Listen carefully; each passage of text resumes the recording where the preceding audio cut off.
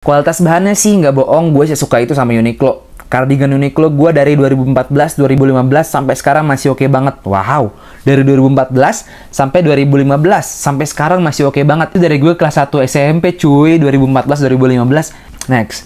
Bang, lu jurusan marketing kah? Wah, ini pertanyaannya di luar Uniqlo nih.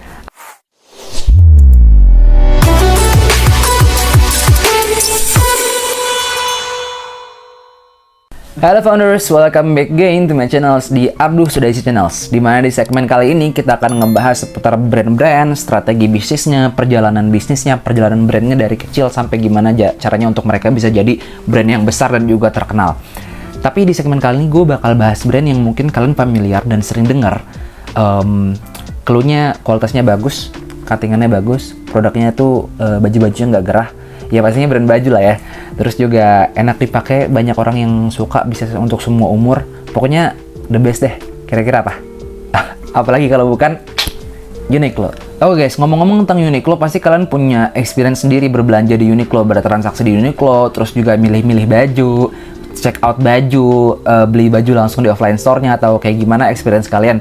Mungkin kalau kalian punya experience berbelanja di Uniqlo, kalian bisa tulis di kolom komentar. Karena gue bukan marketingnya Uniqlo, gue cuman suka aja ngebahas tentang seputar brand-brand untuk jadi pembelajaran bagi kita semua, biar kita tahu gimana sih strategi bisnis yang bagus untuk bisnis kita ke depannya. Jadi Uniqlo ini adalah brand fashion asal Jepang yang dimana pertama kali berdiri pada tahun 1984 di Hiroshima. Uniqlo ini terus mengalami perkembangan yang pesat banget tuh di bidang fast retailing. Selain Uniqlo ini memiliki 19 global flagship store, sekarang Uniqlo juga udah punya 1.700 toko di 17 negara. Wow, keren banget, bukan angka yang sedikit ya. Negaranya diantaranya pastinya Jepang, lalu juga Australia, Indonesia, Belgia, Tiongkok, Prancis, Jerman, Malaysia, Filipina, dan lain sebagainya. Sekarang mereka itu udah punya outlet sebanyak 400 outlet yang tersebar ke seluruh dunia, bahkan mungkin lebih ya, karena mereka punya ekspansi yang gede-gedean banget. Pada Maret 2021, fast retailing perusahaan pemilik Uniqlo ini pernah menyentuh valuasi 105 miliar US dollar. Hampir menyalip perusahaan-perusahaan yang valuasinya besar seperti Zara dan sejenisnya. Tentu brand Uniqlo bisa sebesar sekarang nggak semerta-merta karena mungkin brand Uniqlo pernah berjalan selama 1 tahun atau 2 tahun, tapi mereka udah punya perjalanan 35 tahun membangun bisnis ini. Dari bagaimana mereka mendapatkan pengalaman atau experience dari pelanggan, bagaimana mereka mendapatkan komentar dan lain sebagainya. Pokoknya dalam bangun bisnis nggak semuanya enak kan, seperti yang kalian tahu. Nah, Uniqlo ini sempat mengalami masa keemasannya pada tahun 1998 di Jepang pada saat itu. Saat itu ada kampanye pakaian yang berbahan fleece, kalau nggak salah cara baca gitu. Mereka jadi Uniqlo ini terangkat namanya, popularitasnya sampai dikenal ke banyak orang-orang di Jepang seperti itu. Menurut beberapa penelitian, secara bisnis model sebenarnya Uniqlo ini nggak cocok disamakan dengan fast fashion model gitu seperti Zara, H&M, dan lain sebagainya. Tapi sebaliknya, Uniqlo itu berfokus pada keberlanjutan dan penawaran produk yang moderat. Nah, yang paling gue suka, strategi marketing Uniqlo yang paling menonjol dan juga paling bikin kita itu kenal deket sama Uniqlo adalah kualitas bahannya atau good product, good quality. Artinya kualitas bahan yang disajikan Uniqlo, display pakaian mereka, membuat kita tuh merasa nyaman dengan produk yang ditawarkan oleh Uniqlo. Ada juga yang gue suka, teknologi namanya Airism Line, di mana Uniqlo ini membuat baju dengan teknologi Airism Line ini agar memungkinkan kulit kita itu bernapas dan menyerap kelembapan. Jadi kita tuh nggak bakal ngerasa kepanasan kalau misalnya pakai baju-baju yang dengan teknologi Airism Line ini. Gue juga baca di banyak komen-komen di TikTok gue bahwasanya orang-orang tuh rata-rata suka sama Uniqlo karena produknya itu kualitasnya bagus, kualitasnya oke, bisa bertahan lama dan nggak cepet rusak atau lain sebagainya kayak gitu. Yang kedua, strategi yang dibuat Uniqlo adalah motifnya yang universal, made for all. Jadi semua orang bisa memakai baju Uniqlo itu dengan semua kalangan umur. Size-nya pun variatif ya, banyak banget. Yang ketiga, mereka itu clear brand promise. Artinya mereka sesuai dengan apa yang dijanjikan oleh brand mereka. Jadi udah clear tuh apa yang dijanjikan oleh brand mereka, yaitu menyediakan pakaian kasual yang bermotif universal atau yang bisa dipakai untuk semua golongan atau semua umur. Harganya sih menurut gue worth it aja ya, dengan kualitas bagus Uniqlo, dan untuk kalangan brand sejenis Uniqlo kayak misalnya Zara, H&M, dan lain sebagainya, Uniqlo tergolong murah sih menurut gue. Yang keempat, positioning. Artinya secara 4P di marketing mix ada namanya positioning, dimana kalau positioning itu kita menyesuaikan apa yang dibutuhkan oleh oleh masyarakat sekitar kita tentang brand kita. Nah, Uniqlo dalam positioningnya itu pas. Nah, jadi di Indonesia, Uniqlo menjual baju-baju yang dibutuhkan aja masyarakat Indonesia. Karena mungkin di Indonesia nggak ada musim dingin, jadi nggak terlalu banyak disajikan tuh model-model produk untuk pakaian musim dingin misalnya. Jadi baju-baju yang disediakan baju-baju kaos, tapi kaosnya yang bisa menyerap kelembapan, kaosnya yang bisa enak dipakai, nggak gerah, dan lain sebagainya. Jadi kan cocok untuk masyarakat Indonesia seperti kita. Kelima, ekspansi gede-gedean. Seperti yang udah gue bahas di awal video di sejarah berdirinya Uniqlo, Uniqlo ini emang suka banget untuk ekspansi besar-besaran ke banyak negara di belahan dunia. Dan yang gue suka lagi, Uniqlo ini nggak cuman ekspansi doang, tapi dia juga memahami apa yang dibutuhkan pasar sesuai dengan negara-negara tersebut. Harganya pun disesuaikan dengan harga yang dibutuhkan oleh negara-negara tersebut. Yang keenam, transformasi digital. Tentu pas masa COVID-19 kemarin semuanya terdampak, kita terdampak, kalian semua juga banyak yang terdampak akibat COVID-19.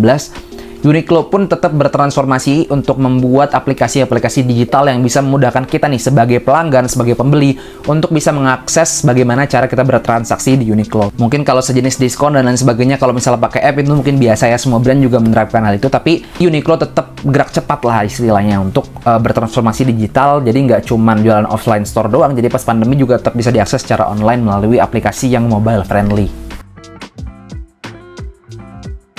Oke, ini segmen yang ketiga, segmen yang gue rasa paling seru banget karena kita bakal dengerin apa kata mereka tentang Uniqlo, gimana experience mereka berbelanja di Uniqlo. Ini bagus buat gue, bagus buat kalian sebagai pengalaman kalau bangun bisnis itu bahwasanya nggak semuanya seru, nggak semuanya enak. Ada juga kita bakal dapet ya tanggapan-tanggapan miring dari pelanggan-pelanggan kita.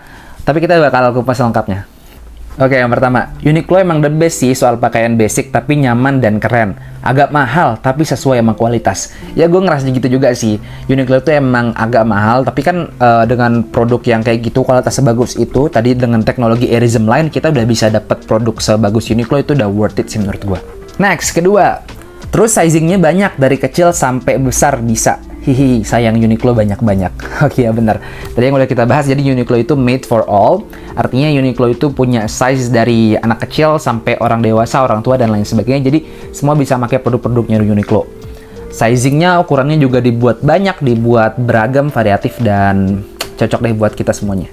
Yang ketiga, kualitas bahannya sih nggak bohong, gue sih suka itu sama Uniqlo. Cardigan Uniqlo gue dari 2014, 2015 sampai sekarang masih oke banget. Wow, dari 2014 sampai 2015 sampai sekarang masih oke banget. Itu dari gue kelas 1 SMP cuy, 2014, 2015. Artinya ya lagi-lagi kualitas ya. Uniqlo emang punya kualitas yang oke banget sampai bikin orang repeat order.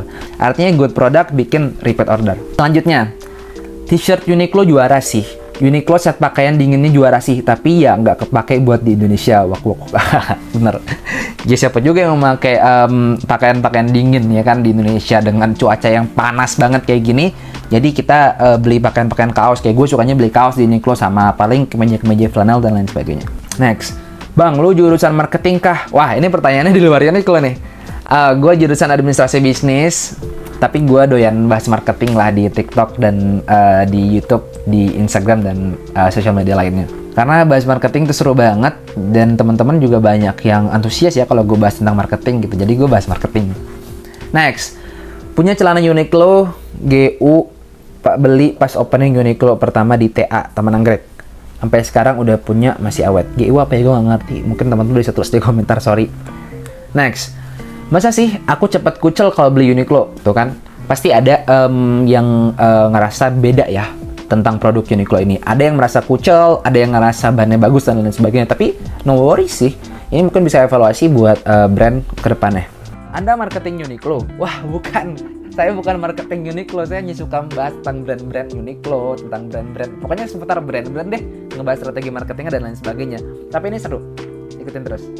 Gue punya t-shirt Uniqlo, beli dari thrifting udah 2 tahun aja masih awet sampai sekarang. The best banget Uniqlo. Wow, dari thrifting aja dapetnya masih awet sampai 2 tahun loh. Berarti sebagus apa tuh kualitas dari Uniqlo? Aduh, diriku yang punya body berantakan gak ada satupun yang cocok pakai brand ini. Beruntunglah kalian yang match dengan brand ini. Ya, intinya kita sama-sama harus sering olahraga ya mbak, biar bisa punya brand yang bagus, bisa match dengan semua pakaian, gak cuma pakaian Uniqlo doang. Next. 90% baju Uniqlo semua, sisanya random, apalagi kaosnya, itu adem banget. Kaos yang bolong-bolong rasanya semriwing.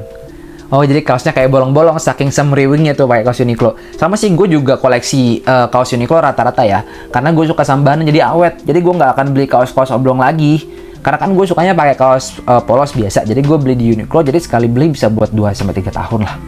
Karena budgetmu juga nggak lebar-lebar lagi kan. Oke, itu aja mungkin ulasan dari teman-teman semua tentang brand Uniqlo. Semoga mungkin bisa bermanfaat untuk evaluasi sebagai brand Uniqlo ke depannya, dan juga buat kita semua biar bisa punya brand baju dengan kualitas yang bagus. Cukup sampai di sini aja kita mengulas seputar brand-brand, strateginya, sejarah berdirinya, masa kemasannya. Semoga dari tadi nggak cuman jadi kayak keluar kuping kanan, keluar kuping kiri, kita cuman dengar-dengar doang, tapi juga jadi salah satu mediasi pembelajaran kita untuk lebih baik ke depannya. Karena gue pribadi lagi ngebangun bisnis baju juga.